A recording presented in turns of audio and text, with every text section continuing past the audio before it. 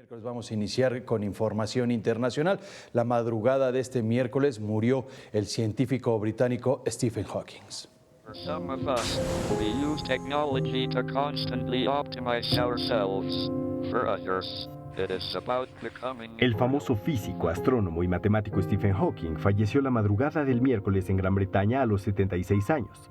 La noticia de su deceso fue revelada por sus hijos Lucy, Robert y Tim. Hasta el momento no se ha revelado la causa de su muerte. Se sabe que Hawking sufría de esclerosis lateral amiotrófica, diagnosticado en 1963 cuando tenía 21 años.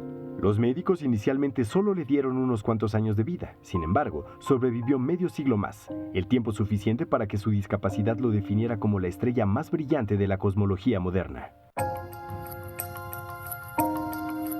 En el terreno profesional, sus trabajos más importantes consistieron en aportar, junto con Roger Penrose, teoremas respecto a las singularidades espaciotemporales en el marco de la relatividad general y la teoría de que los agujeros negros emitirían radiación, lo que se conoce hoy en día como radiación de Hawking. El autor de Breve Historia del Tiempo fue considerado una de las 10 personas más inteligentes del planeta por su coeficiente intelectual de 160 y ocupó la misma cátedra de matemáticas en la Universidad de Cambridge que impartió Isaac Newton. Hawking afirmó que no tenía miedo a la muerte, pero no tenía ninguna prisa porque eso sucediera, pues había disfrutado de cada momento. 21 Noticias.